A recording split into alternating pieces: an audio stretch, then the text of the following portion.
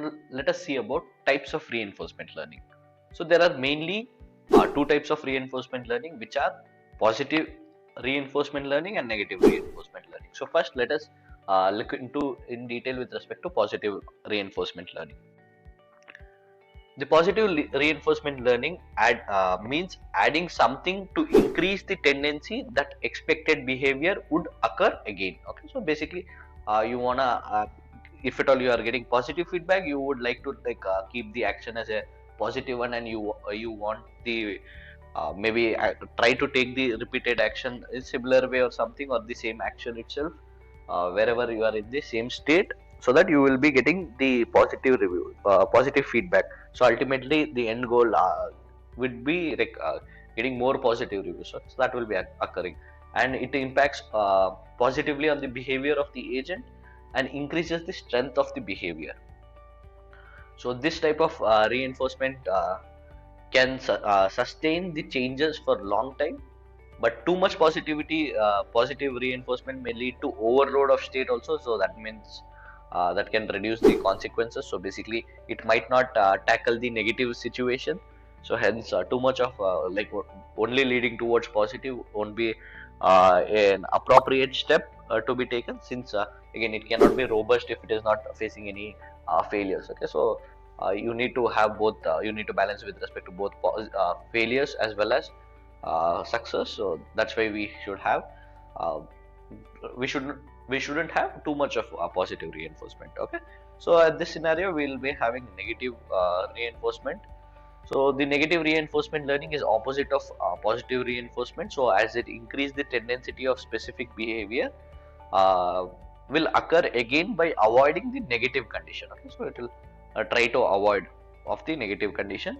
So it can be more effective than the positive depending on the situation and the behavior. Okay, so it provides reinforcement only to meet minimum behavior. Okay, so uh, basically it is just the opposite, and also the specific behavior will occur again by avoiding the negative condition. Okay, so behavior might be the same, but you shouldn't have the negative behavior. So that's why we will have a negative reinforcement over here, and actually it can be more effective than positive reinforcement, so depending on the situation and behavior.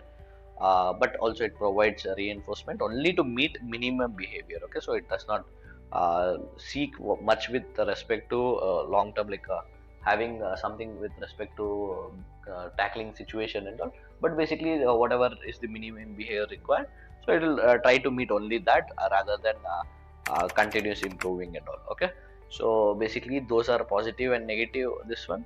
So how can there is a representation of agent. So basically there's something known as a Markov state. Okay, so Markov state that contains all the required information from the history. Okay, so something like ST it will be used. So there is again Markov decision process. So basically you have an environment, there is an agent. Okay, so agent will take action on the environment, it will get back which state to be changed and the reward. Okay, that's all. So that is the decision progress. Okay, so to tell again Markov decision progress, it is used to definition is just like it is used to formulate or formalize the reinforcement learning problem. That's all. So if the environment is complete observable, then its dynamic model can be represented with Markov process with respect to the environment and agent taking action on it and getting back the feedback. Okay, so the agent constantly interacts with the environment and performs actions. Okay, so at each action the environment responds and generates a new state. So finally the definition of there is a property of Markov property also. So I should have put up in this slide. I'll try to put up in the slide before releasing the PDF. So basically if the agent is present in the current state, okay, so consider the state as S1 and performs an action A1 and moves to the state S2. Okay, so it was in state 1, performed action A1 and moved to state S2. Then the state transition from S1 to S2 only depends on the current state. Okay, so and the future action. Okay, so the state does not depend on the past action, rewards or state. Okay, so it doesn't matter. So one best example about reinforcement learning is always playing chess game. Okay, so again, with respect to different levels of learning, so your difficulty levels also will be there, right? Whenever if you're playing with a computer or a robot already, so the difficulty levels are just like how it has already tackled, how well it has been trained. So just chess is a board game where you will be having a lot of situations. The environment will have its own, like it will be different from each other, and also unique every most likely to be different every time. So again, you don't have any input, so based on only the set of rules, it will be learning. Okay, so those are about the types of reinforcement learning and also a quick Markov process. Okay, so next we have algorithms. Okay, so again, we won't be going much in detailed over here. Okay, so we'll have a quick explanation with respect to the algorithms used in reinforcement learning. So basically there are three algorithms, so let us see them one by one. So first is quick learn. Okay, q learn. Okay, not quick learn. So basically in q learn is an off policy RL algorithm, so which is used for temporal difference learning. Okay, so with respect to only temporary difference learning, and the temporal difference learning methods are a way to compare temporary successive prediction. Okay, so basically now you are in some location, and from there you want to check with respect to the temporary next state whether it is successive or not. Okay, so it learns the value function, which means the how good the action, maybe you can consider action A can be, but you performed with respect to a particular state, maybe yes. Okay, so the flow of q learning would be something like initiating a q table, selecting an action to perform the selected action, measure the reward, update the queue table, and repeat. Take an action, perform the selected action.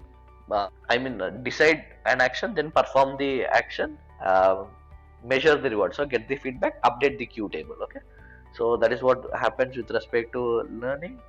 So the main objective of queue learning is to learn the policy which can inform agent that what actions to be taken to maximize the reward under what circumstances. Okay, so that is with respect to queue learning.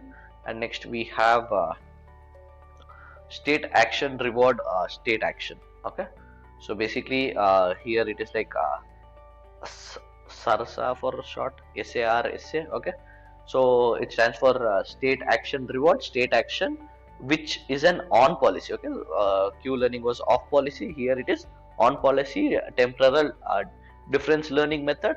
So the on policy control method selects the action for each state while learning using specific policy. Okay, so the goal of SARSA is to calculate that is the outcome of the Q learning for the selected current policy and all the pairs. Okay, all the pairs of decision and rewards. Okay, so those would be stored away, right? So the main difference between Q learning and SARSA algorithm is like, unlike Q learning, the maximum reward for the next state is not required for updating the Q values in the table. Okay, so you won't be updating the values.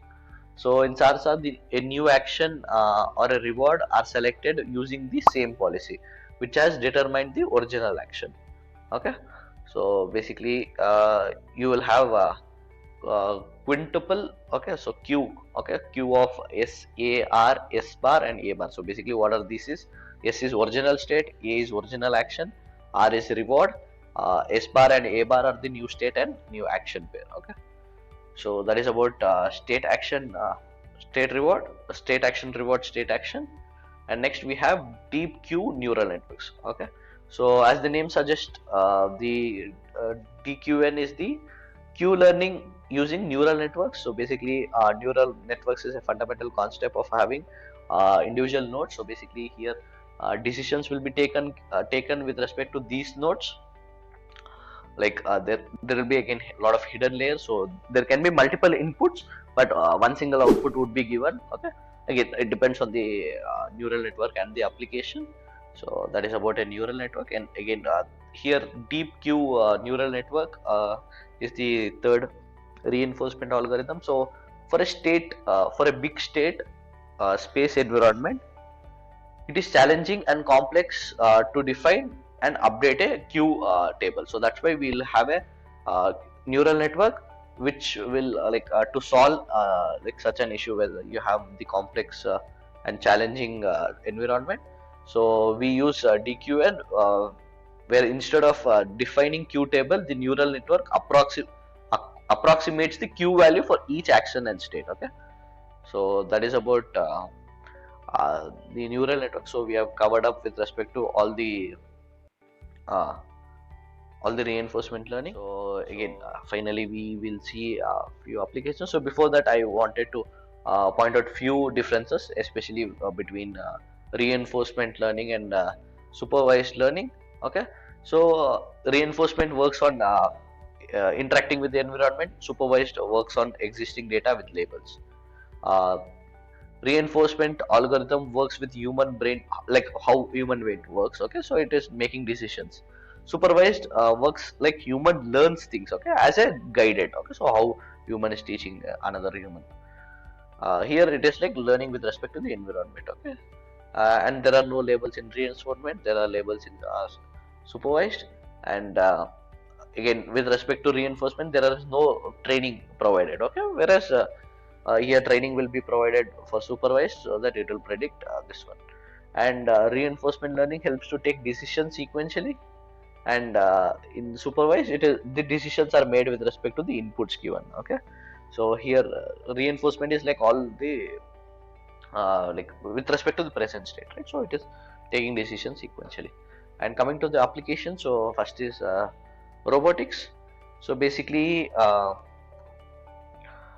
the reinforcement learning is a robot navigation, walking, jogging, everything. So all this can be deployed. So reinforcement learning, the it is the best fit with respect to the robotics. Okay, no other machine learning algorithm can be used, or the type of learning can be used when it comes to robotics. And also reinforcement learning is the artificial intelligence, right? So it is like kind of core AI. So hence robotics would be the best ever application which you can now deploy from the reinforcement learning. And next is control. So basically here reinforcement can be used for adaptive control. Okay, so such as like you can consider this in factory processes, or admin control in telecommunication, and also even kind of autopilot in a helicopter. Okay, so chopper. These are the examples where control can be taken. Next is game playing. So again, best ever example would be chess. Even a simpler game like tic tac toe board game. So there are so many board games. Just not board games, the other games also can be applicable over here. Okay, so that is game playing. And next we have chemistry. So basically here chemistry, the reinforcement learning can be used to optimize the chemical reactions. Okay, so what are the reactions? So optimizing like how much should be mixed up with respect to the mixture of it. Okay, so that is with respect to in the field of chemistry. Business, definitely business strategy plannings. Okay, so action, getting positive reward, getting negative reward, you can just given the environment. So maybe you can mimic your environment onto the this one. So by using model, okay, virtual models approach, so that you can get a few recommendations with respect to reinforcement learning for the actions to be taken. Okay, so that is with respect to business. And manufacturing, so definitely various automation companies use, like again robotics doesn't mean it should be an humanoid robot. So it can be as simple as a like maybe some kind of actuators, like a stepper motor, moving of a stepper motor, or a DC power sorry, DC motor, uh, or servo motor. Let be any actuators kind of motors, gears, and all. So the robotics, or the robots use deep reinforcement learning to pick up the goods and put them in some container. Okay, even that can be used in manufacturing sectors. And finally the last application which I would like to discuss is finance sector. Okay, so that is the RL, like the reinforcement learning is the currently used in finance sector for evaluating trading strategies. Okay, So I think that's all with respect to the reinforcement learning.